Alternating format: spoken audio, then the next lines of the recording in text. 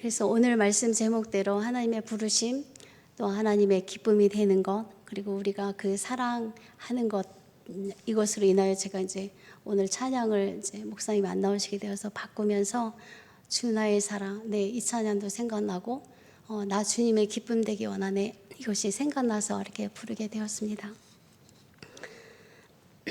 하나님의 부르심은 우리에게 그 구원의 과정을 시작하게 하는 것입니다.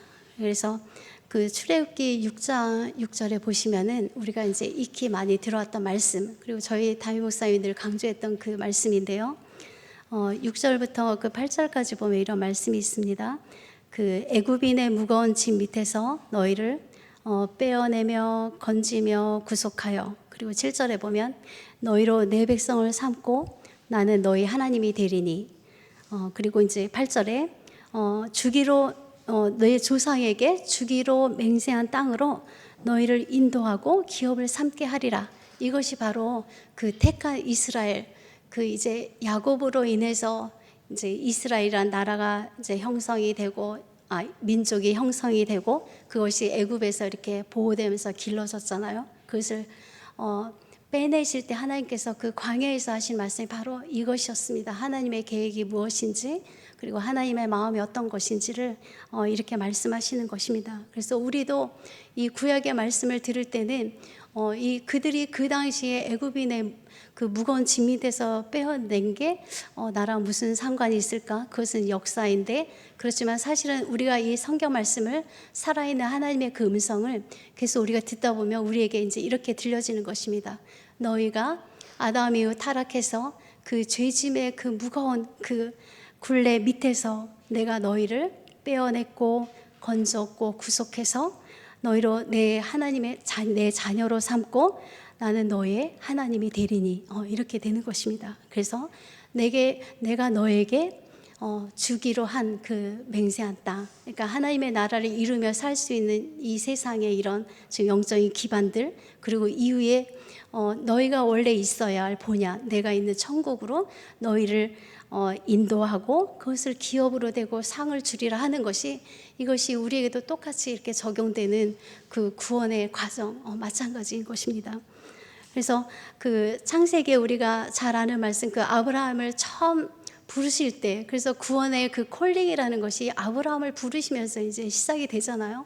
근데 내가 내게 주기로 한 땅으로 가라라고 무조건 보여주지도 않고 가라라고 하셨을 때, 이 가라라는 뜻에는 그런 뜻이 있답니다. 그러니까 내가 창조한 본래의 너의 자아로 돌아가라, 그것이 이 가라라는 의미의 영적으로 있다고 합니다. 그래서 이 말씀을 들으면서 저도 많은 묵상이 되었어요. 가라는 이 말씀은 내가 이 죄로 얼룩진 이 타락한 자아에서 벗어나서 원래 내가 창조했던 그 하나님의 형상을 닮았던 그 순전하고 깨끗한 자아로 돌아가라라는 그런 부르심이었던 것입니다. 그래서 아브라함이 그 당시 아주 번성한, 더구나 아버지가 우상을 만드는 일을 했기 때문에 아주 잘 사는, 그리고 그 당시에 그 우상들이 너무나 그냥 당연시되고 아주 숭배되었던 그곳에서 그냥 아무것도 가지지 않고 맨몸으로 자신의 가족만 데리고 그 말씀을 쫓아서 가라라는 그것에 순종해서 나아갔던 것, 이것이 저희 모든 그 구원받은 자녀들의 첫 걸음이었던 것입니다. 그리고 그들에게 이제 복을 주셨죠. 왜냐하면 이제는 이 세상이 추구하는 복이나 이 세상에서 누리는 복들은 그 하나님을 거역한 그 사단의 권세 아래에 있는 보기에 좋고 나중에는 멸망에 이르는 복들이었기 때문에, 하나님은 본래 하나님이 이 사람과의 관계에서 원래 같은 형상으로 만드시고 함께 기쁨을 누리고 함께 교류하며 살기로 했던 그 사람, 하나님의 자녀에게 줄 그 복을 다시 주고 싶으셔서 그것을 배락하라고, 그래서 복을 주시면서 생육하고 번성하고 이런 복을 먼저 주셔서 어떤 인간에게 내리는 하나님의 은혜의 복, 이것이 기본적으로 그 베라카인 것이거든요. 그래서 그 복을 주시면서 너는 복의 근원이 될지라, 지금은 또 이제 우리가 번역을 좀 달리해서 너는 그 복이 될지라라고 하셨는데, 아브라함이 어쨌든 그 시초가 된 것은 맞는 것입니다. 그래서 이것은 하나님이 주시는 복이었고, 그리고 후손들에게까지 전승되는 것이어서 나중에는 이삭에게 흘러가고 또한 야곱에게 흘러가고 요셉에게 흘러가고 저희에게까지 예수님을 통해서 흘러오게 된 것입니다. 그리고 어떨 때는 이것은 좀 심오해서 우리가 신약 말씀에서 그것을 많이 느끼지만, 그 혈통이, 이렇게 구약에는 혈통이 중요했잖아요. 왜냐하면 일단은 민족을 형성하고 그 세상 모든 믿는 자들의 본이 되는 그 나라의 법을 이렇게 모델링처럼 그들을 세워야 하기, 배우 가르치고 그들이 변하는 것을 이룩하셔야 하기 때문에 이렇게 혈통으로 나오지만, 그리고 그 혈통에서 예수님을 이렇게 연결시키는 것이지만, 우리가 지금 이제 이렇게 세계의 만방으로 만민의 교회가 되었을 때는 저희에게도 적용되는 것이 혈통이 아니라 그 영적으로 낳는 자녀들에게도 이 후손에게 전승되는 이 베라카의 복이 그대로 하나님의 복이 이어진다는 것입니다. 그래서 어떨 때는 내 자녀에게 나의 믿음이 내 자녀에게 이어지기도 하지만, 사실은 어떨 때는 내 자녀가 아닌 며느리를 통해서도 이어지고, 사실 며느리는 혈통이 아니었잖아요. 그래서 사라의 믿음이 리브가에게 가고, 리브가의 믿음이 나중에 라헬로 가고, 그래서 그들이 그 불임하던 그 상황들이 어떤 하나님의 은혜로 잉태하는 복이 그렇게 영적으로도 후손들에게 전승이 되는 복이 된다는 것입니다. 그러면 이러한 저희의 부르심은 그러면 어디까지 갈까요? 이 부르심의 복의 끝은 사실은 하나님을 만나는 것입니다. 그래서 만남의 정점은 그것인 거예요. 사랑. 그래서 하나님을 알게 됐습니다. 이분이 어떤 뜻인지 알게 됐습니다. 나의 존재의 의미를, 본질을, 나의 본향을 알게 되었습니다. 그러면 그 다음에는 이 하나님이 그 사랑이 내게나 너무나 놀랍고 기이하고 너무나 감사하고 감격스러워서 제가 그 하나님을 이제는 사랑하게 되는 거예요. 그래서 이 사랑은 그 사랑받는 것도 늘 존재는 하겠지만 좀 더 한층 높아지는 그런 성숙한 모습이 이제 되는 거죠. 그래서 이런 우리의 이제 부르심은 사랑하고 하나님을 사랑하고 하나님께 사랑받는 것, 이것이 이제 결국은 이제 그 정점이 되는 것입니다. 그래서 오늘 읽은 말씀을 제가 선택한 것이 그 말씀이 이 에베소서의, 그 에베소서는 이 말씀을 너무나 잘 드러내고 있는데요. 4절 말씀에 그렇게 말씀하시잖아요. 곧 창세 전에, 그러니까 세상을 만들기 전에 이미 그리스도 안에서 우리를 택하셨고, 그리고 우리로 그 사랑 안에서 그 앞에 거룩하고 흠이 없게 하시려고, 이 말씀이 되는 것입니다. 자, 이렇게 우리의 소명은 사랑 안에서 그냥 드러나는 것도 아니고요, 우리가 죄로 흠이 생기고 얼룩지고 점이 있었던 그런 것들이 이제는 하나님이 원하시는 것은 내가 너희에게 택하고 성령을 부어줘서 회복시키면 너희는 이제는 얼마든지 흠이 없고 점 없게, 그래서 그것을 다른 말로 하면 거룩하게 될 수 있다는 것입니다. 왜냐하면 하나님이 도우시니까, 그리고 그 안에 계시니까, 우리가 있으니까요. 그래서 그 단순히 사랑 안에 거하는 것뿐만이 아니라 우리가 거룩하게 되는 것을 하나님은 이렇게 인도하여 가시는 것입니다.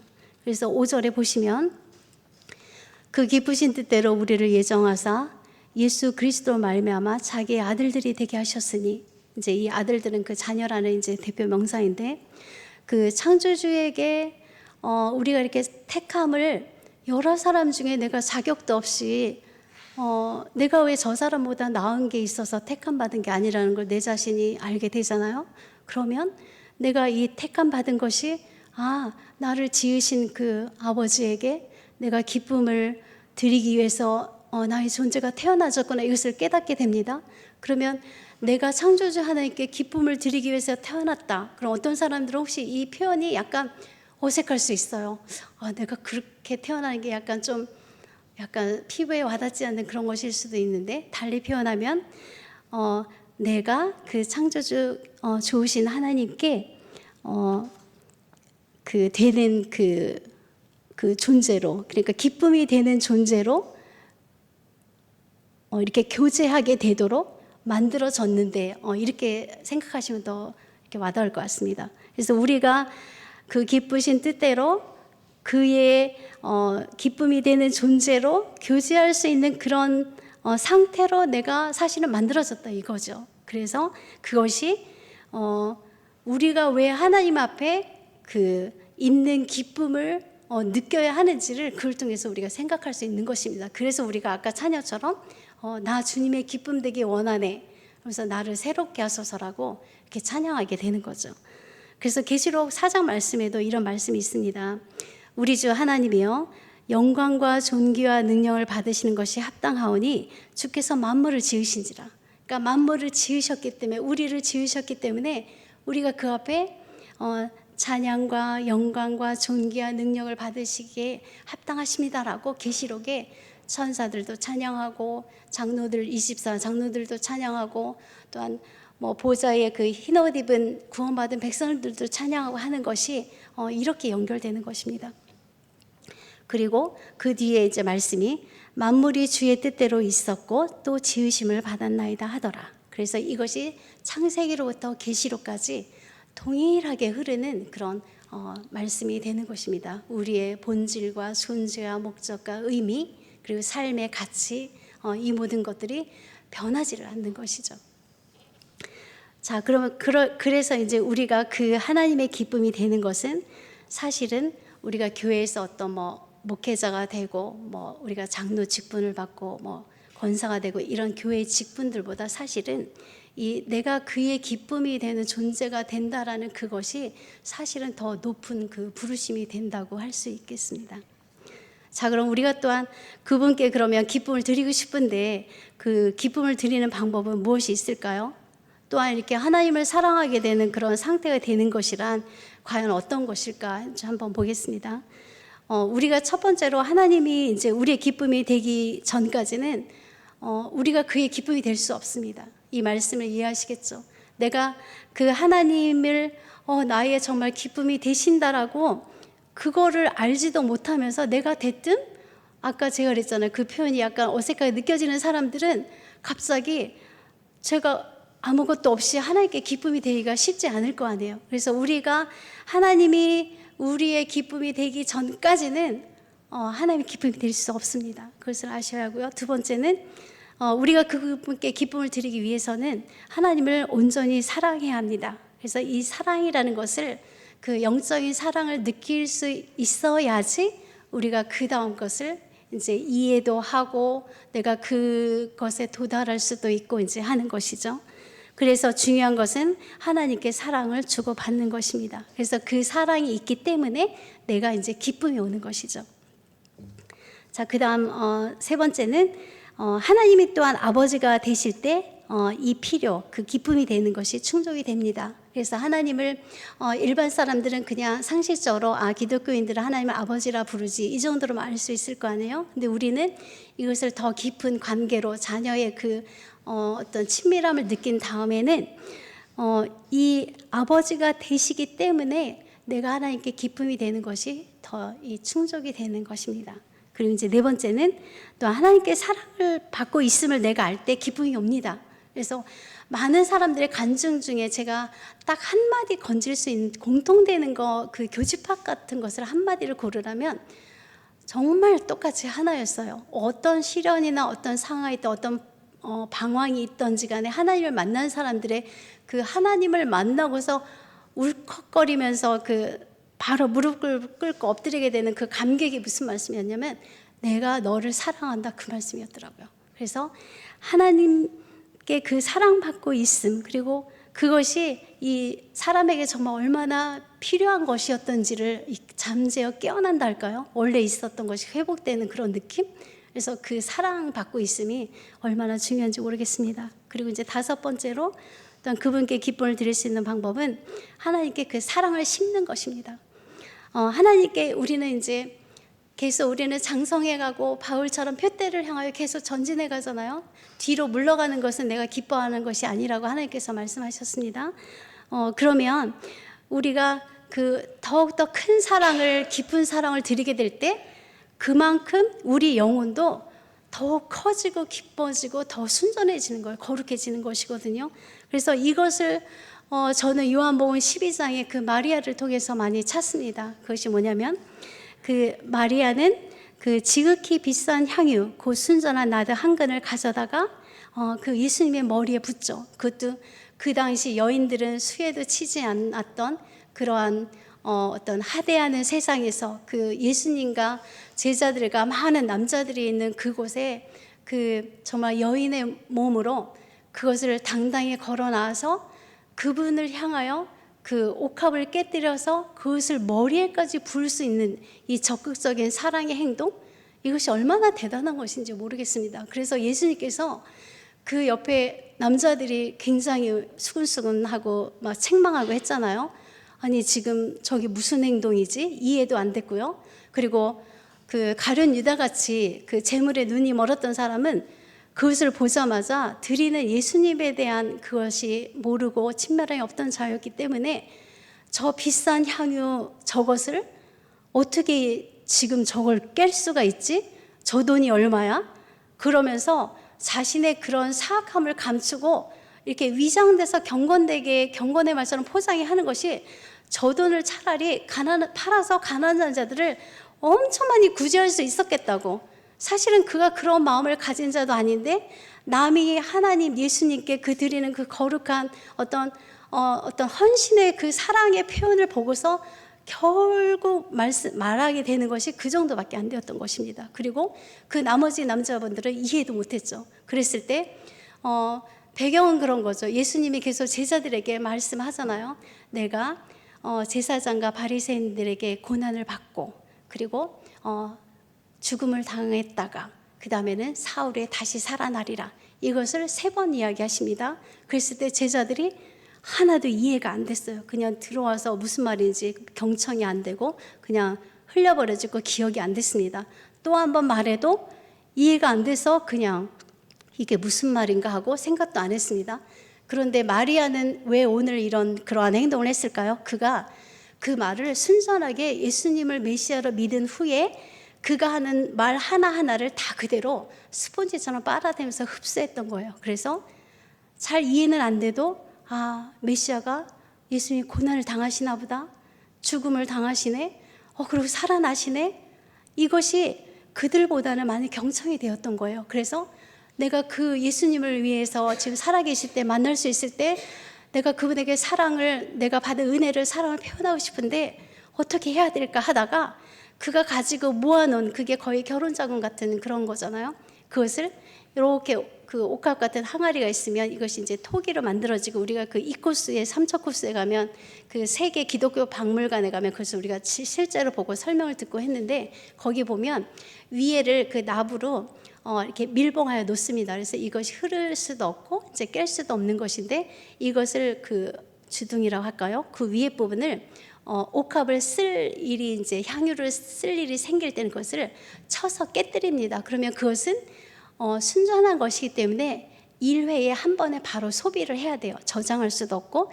그래서 그것을 가지고 팔아서 이제 하는 것인데 이 마리아가 그것을 그 앞에서 과감하게 깨뜨리고 그것을 갖다가 더나 머리에 부어서 그 유대인들은 그 장사 간습에 시체를 냄새 나지 않게 그 향을 바르는 그런 간습이 있잖아요. 그것을 죽음을 대비하는 자신의 예식으로 먼저 그것을 거행한 것입니다. 그래서 예수님이 사실은 우리에게 남긴 말씀 중에 그 기념하라는 말이 보통 우리 생각나시죠? 성찬식 때 이 성찬을 향하여 나의 흘린 피와 구원의 피와 나의 또한 그 상한 십자가에 죽은 몸, 너희를 향하여 죽는 이 몸, 그것을 기념하고 너희가 계속 그 구원을 상기해야 된다라고 하시는 것인데 사실은 한 군데 더 있는 것이 그 여자를 너희들은 왜 괴롭게 하느냐 하면서 벌써 이 회중들이 그 온전하지 못한 그런 나쁜 마음들 이 여자를 꾸짖는 것이 얼마나 바람직하지 못하고 그 용기 있게 나왔던 이 마리아라는 여인의 마음이 그런 말을 책망을 들을 때 얼마나 사실은 괴롭겠어요. 예수님이 그것을 달래주십니다. 왜 그 여인을 괴롭게 하느냐? 이 여인이 오히려 좋은 일을 하였고 이 복음이 이후로 전파되는 곳마다 이 여자가 행한 일을 기념하라고 계속 전수하라고까지 하시면서 기념하라가 이렇게 또 한 가지 생긴 것이 바로 이 행동이었습니다. 그래서 이렇게 우리가 하나님에게 사랑을 드리는 이 어떤 그 경지는 이렇게 마리아의 그 사랑의 낭비 같은 이 모습까지가 정말 저희들이 추구해야 될 그런 모습인 것입니다. 아멘. 그래서 하나님은 그 사랑받기를 사실은 원하시고요.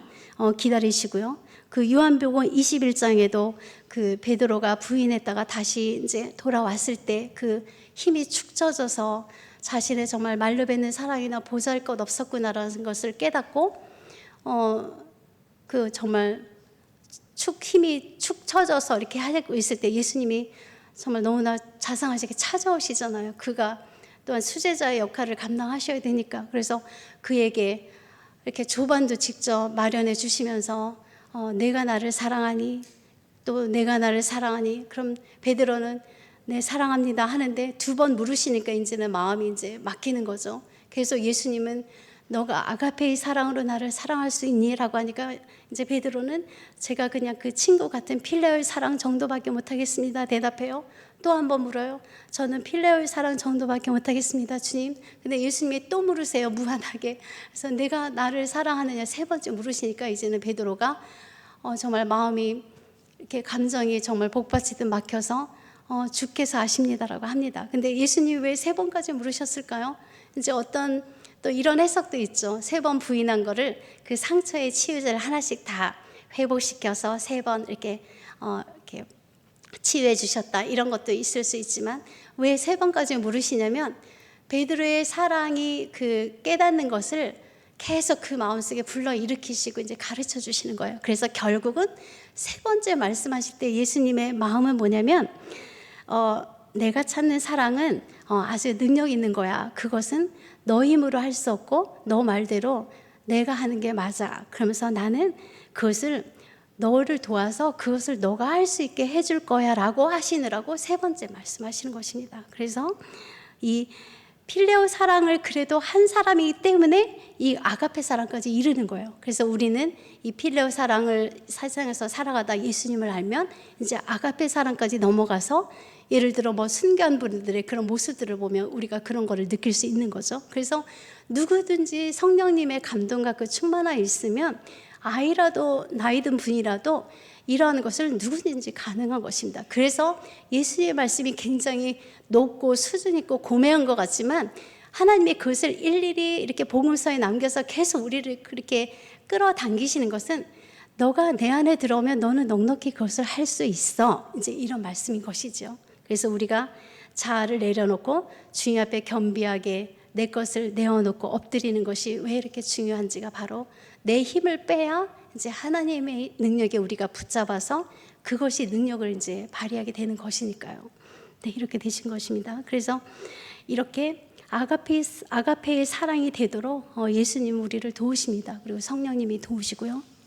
그래서 이렇게 기쁨을 드리기 위한 비결은 우리가 하나님께 사랑을 두어야 하고 하나님 안에서 우리의 사랑이 충족돼야 하고 또한 내가 내 자신의 어떤 정체성을, 주체성을 나는 하나님의 사랑받는 누구다, 제자 누구다라고 말할 수 있을 만큼, 고백이 될 만큼, 그게 자신 있을 만큼 되는 것, 그것이 이제 필요하죠.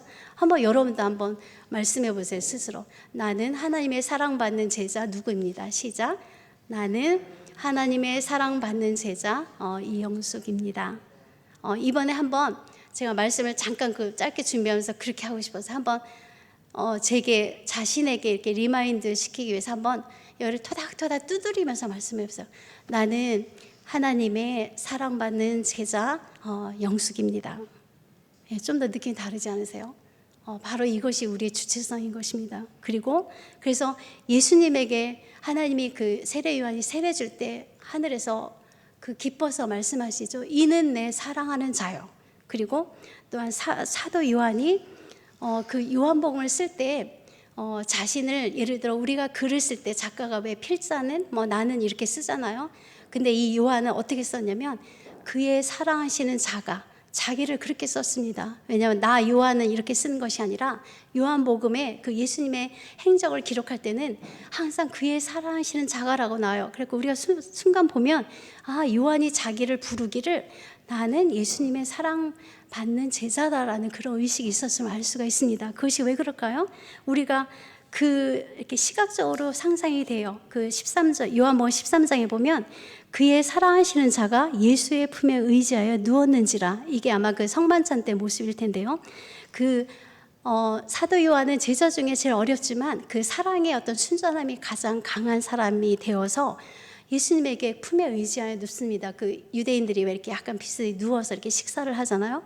그 품에 그 젊은 이 요한은, 다른 사람들은 다 각자 있는데 요한은 그 예수님을 사랑하는 마음대로 가서 그렇게 표현을 하는 거죠.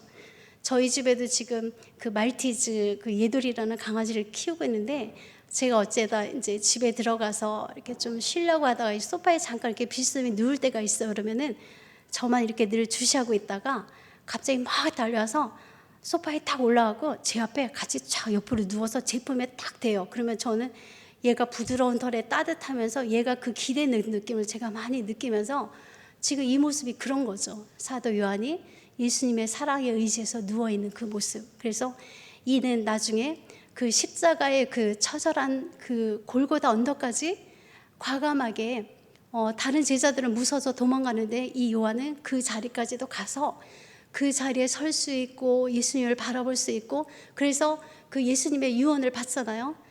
마리아, 어머니 마리아를 보면서 이제부터 너의 어머니다, 내가 모셔라. 그래서 우리가 전에 2년 전인가 그 목사님과 배자노인가 제가 튀르키예 그 소아시아 성지순례 갔을 때 드디어 그 사도 요한의 교회를 보고 어떤 그의 무덤이나 그의 집을 저희가 봤었는데, 거기서 그것을 많이 느꼈습니다. 그가 얼마나 이 예수님의 그 육신의 어머니였던 그 마리아 얼마나 돌아가실 때까지 잘 봉양했는지, 그리고 그것을 위해서 다른 제자들은 순교를 당해도 이는 또 그러한 사명을 가지고, 사랑의 사명을 가지고 계속 생존해서 이러한 일도 하고 소아시아의 사도 요한 교회도 세워지고, 그리고 이후에는 요한 계시록까지 썼던 것입니다. 그래서 그 누가 뭐 저는 어떻게 될까요? 물었을 때 남의 사명은 내 알 바 아니더라 예수님이 하시잖아요. 왜냐하면 베드로는 순교할 것이고, 베드로에게 대답하실 말씀이 사도 요한은 끝까지 생존해서 그런 일을 맡기실 거기 때문에 베드로에게 그것은 내 알 바 아니다, 각자 자신의 사명을 주어진 것을 이제 향하게만 된다는 그런 말씀이신 것입니다. 네, 아멘. 네, 이렇게 해서 오늘은 우리가 이 에베소서 말씀과 또 요한복음의 마리아와 그 또한 사도 요한을 통하여 우리가 하나님의 기쁨이 되고 또한 하나님을 사랑하고 사랑받는 존재가 되는 그러한 높은 부르심에 대해서 다시금 생각해 보았습니다. 기도하시겠습니다.